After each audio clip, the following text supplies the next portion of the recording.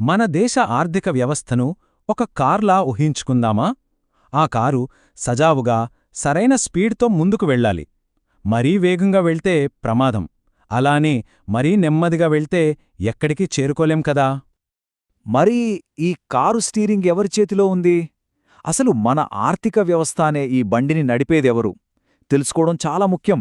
ఎందుకంటే వాళ్ళు తీసుకునే ప్రతి నిర్ణయం మన జేబుల మీద డైరెక్ట్గా ప్రభావం చూపిస్తుంది. ఆశ్చర్యంగా ఉంది కదా.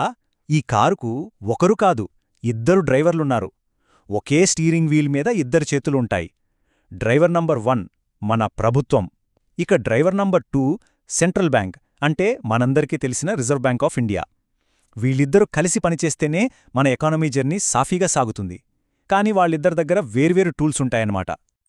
సరే, ముందుగా మనం మొదటి డ్రైవర్ గురించి మాట్లాడుకుందాం. అదే మన ప్రభుత్వం. వాళ్ల పవరంతా దేశం యొక్క పర్స్ని, అంటే బడ్జెట్ను కంట్రోల్ చేయడంలోనే ఉంటుంది. వాళ్ళు వాడే టూల్కు ఒక పేరుంది, అదే ఫిస్కల్ పాలసీ. అసలు ఈ ఫిస్కల్ పాలసీ అంటే ఏంటి? భయపడకండి, పెద్ద కష్టమేం కాదు, చాలా సింపుల్. ప్రభుత్వం పన్నులు వేయడం ద్వారా, అలాగే ప్రజా సంక్షేమం కోసం ఖర్చు చేయడం ద్వారా ఆర్థిక వ్యవస్థను ప్రభావితం చేస్తుంది. అంతా దేశ బడ్జెట్ను ఎలా మేనేజ్ చేస్తున్నారు అనే దాని గురించే. ప్రభుత్వం దగ్గర ఒక టూల్ కిట్ ఉంటుందన్నమాట.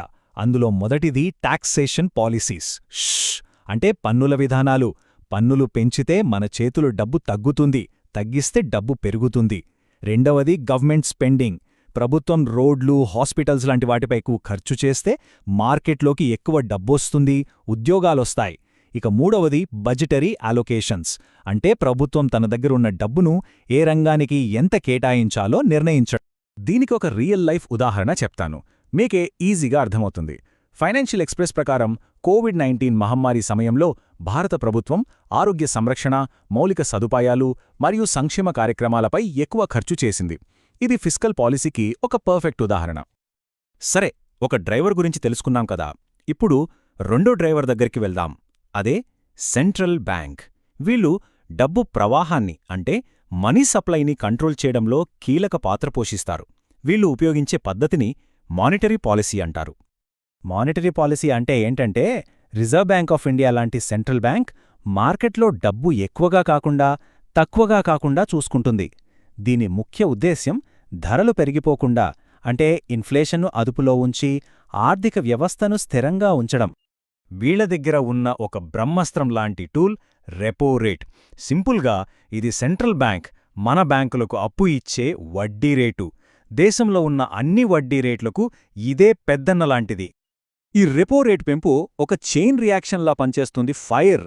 స్టెప్ బై స్టెప్ చెప్తాను వినండి. ముందుగా ఆర్బీఐ రెపో రేటును పెంచుతుంది. దానివల్ల బ్యాంకులకు ఆర్బీఐ నుండి అప్పు తీసుకోవడం కాస్ట్లీ అవుతుంది. దాంతో బ్యాంకులు మనకిచ్చే లోన్ల మీద వడ్డీ రేట్లను పెంచుతాయి. అప్పుడు మనం వ్యాపారాలు లోన్లు తీసుకోవడానికి ఆలోచిస్తాం, ఖర్చు తగ్గిస్తాం. ఫైనల్గా మార్కెట్లో వస్తువులకు డిమాండ్ తగ్గి ధరలు కంట్రోల్లోకి వస్తాయి. మరి ఈ ఇద్దరు డ్రైవర్లు బండిని సరిగ్గా నడుపుతున్నారో లేదో మనకెలా తెలుస్తుంది? దానికే ఒక స్కోర్ బోర్డుంది, అదే జీడీపీ. ఇది మన ఆర్థిక వ్యవస్థ హెల్త్ రిపోర్ట్ లాంటిది. గ్రాస్ డొమెస్టిక్ ప్రాడక్ట్ అంటే జీడీపీ. సింపుల్గా చెప్పాలంటే ఒక సంవత్సరంలో మన దేశం సంపాదించిన మొత్తం డబ్బు, మన దేశంలో తయారైన అన్ని వస్తువులు, అందించిన సేవల మొత్తం విలువ. ఇది మన ఆర్థిక వ్యవస్థ యొక్క ఫైనల్ రిపోర్ట్ కార్డ్ అన్నమాట. ప్రస్తుతం 2025-26 సంవత్సరానికి భారతదేశం రియల్ జీడీపీ వృద్ధి 6.5% ఉంటుందని అంచనా. ఇది చాలా మంచి సంఖ్య. ఇక్కడ రియల్ అంటే ధరల పెరుగుదలను కూడా తీసేసి చూపిస్తున్నారన్నమాట.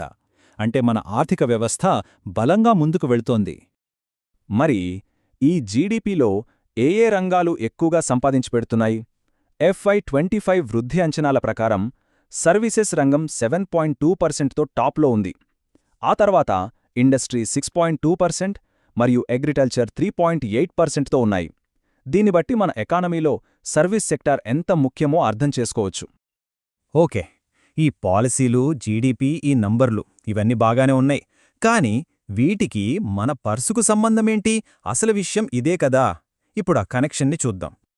ఈ రెండు పాలసీల మధ్య తేడా ఏంటంటే, ఫిస్కల్ పాలసీని గవర్నమెంట్ కంట్రోల్ చేస్తే మానిటరీ పాలసీని ఆర్బీఐ కంట్రోల్ చేస్తుంది. అసలైన తేడా వాటి స్పీడ్లో ఉంది. ఫిస్కల్ పాలసీ తాబేలు లాంటిది, దాని ప్రభావం నెమ్మదిగా లాంగ్ టర్మ్లో కనిపిస్తుంది. కాని మానిటరీ పాలసీ కుందేలు లాంటిది, దాని ఎఫెక్ట్ వెంటనే కనిపిస్తుంది.